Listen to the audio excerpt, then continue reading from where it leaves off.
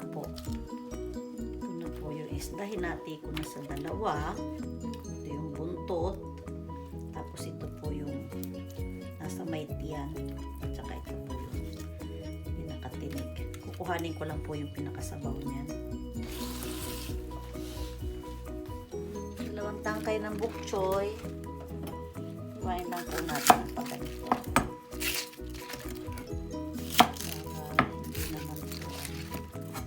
Para hindi masyadong malalaki. Husan ko po ng tubig na mainit para po yung kaliskis, umangat.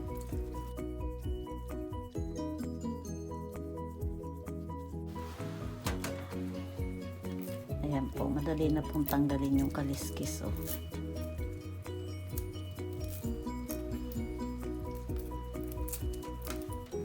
Kasi po pag hindi natin to tinanggal, lulutang sa sabaw. O ba? Matitira niyang kaliskis. Ayan. Lalagay ko po ang sake. 3 tablespoons to. Kunin ko lang po yung dashi. Ayan po, kulong-kulo na. Tanggalin ko lang po ulit ito. Ayan. Luya.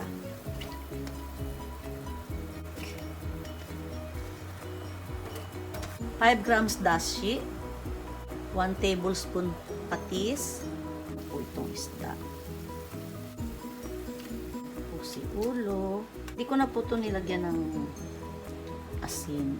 Wala na pong timplang asin. Ganyan lang po ang gusto kong timpla ng ulam. 1/2 teaspoon salt, 3 perasong siling pangsigang, 1/2 teaspoon paminta. Tanggalin po natin ulit yung bula-bula.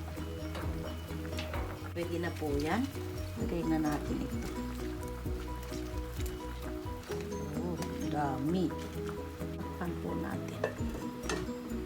Tingnan po natin. Kasama minuto na tayo. Off ko na po yung kalan. Ayan, luto na po yung pechay natin. Ayan. Okay na po.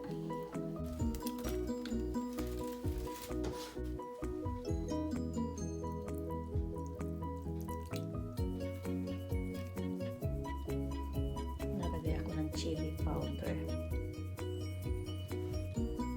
Tikman ko lang po yung sabaw.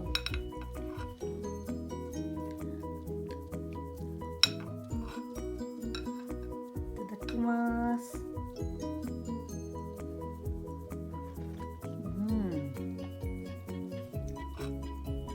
Sarap. Ito ulam.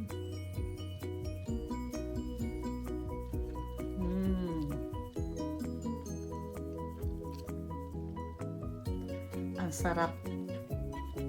Tama-tama lang po ito sa paghigop-higop ng sabaw. Pero kung gusto nyo pong iulam sa kanin, pwede po kayong maglagay ng patis at sili.